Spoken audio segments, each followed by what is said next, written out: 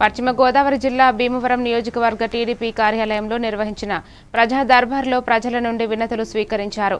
ఈ సందర్భంగా సీతారామలక్ష్మి మాట్లాడుతూ జూన్ 1 నుంచి నూతన పెన్షన్లు మంజూరుకు కూటమి ప్రభుత్వం సిద్ధమవుతోందని, ముందుగా వితంతువులు, తరువాత అంగవైకల్యం, వృద్ధాప్య పెన్షన్లు మంజూరు చేయనున్నట్లు తెలిపారు. గంటా త్రిమూర్తులు మాట్లాడుతూ ప్రజా సమస్యల పరిష్కారానికి టీడీపీ ఇన్ఛార్జ్ కృషి అభినందనీయమని పేర్కొన్నారు.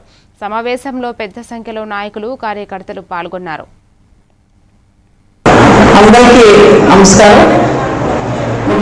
ప్రతి వారం కూడా, ప్రతి శుక్రవారం కూడా ప్రజల సమస్యలు తెలుసుకునే విధంగా కూడా మన జాతీయ అధ్యక్షులు కూడా ముఖ్యమంత్రి నారా చంద్రబాబు నాయుడు గారి ఆదేశాల ప్రకారం మన ఇక్కడ తెలుగుదేశం పార్టీ ఆఫీస్లో గౌరవనీయ నాయకులందరి సమక్షంలో కూడా చేయడం జరుగుతుంది.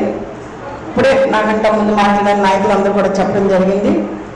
ముఖ్యంగా సంక్షేమం, అభివృద్ధి, పెన్షన్ కావచ్చు, ఏదైనా కూడా 4,000 పైనే మనకి పెన్షన్లు అప్లికేషన్ రూపంలో రావడం జరిగింది. ముఖ్యంగా మన రాష్ట్ర ప్రభుత్వం కూడా ఈ మధ్య దాదాపుగా విడో పెన్షన్స్ కానీ, వికలాంగులకు కానీ, అంటే అంచెలందరికీ కూడా ప్రతి ఒక్కరికి కూడా పెన్షన్ ఇచ్చే విధంగా ఇక్కడ ఉన్న మన నాయకులందరూ పనిచేయడం జరుగుద్ది.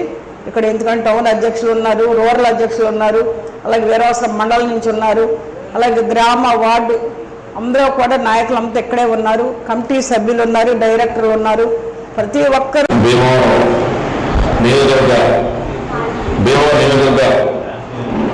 ఆఫీసులో శ్రీ కోట సీతారామలక్ష్మి ఆధ్వర్యంలో గ్రీవెన్స్ కార్యక్రమం ప్రతి వారం లాగే ఈ వారం కూడా జరిగింది. పరిష్కారం అవుతుందనే ఉద్దేశంతో మేడం గారికి రావడం, అలాగే ఆ ఒక సమస్య కూడా పరిష్కారం అవడం జరుగుతుంది.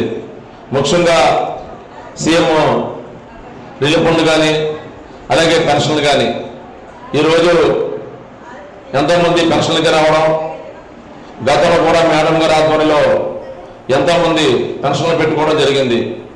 అలాగే ఆధ్వర్యంలో ఇవ్వడం జరిగింది. అలాగే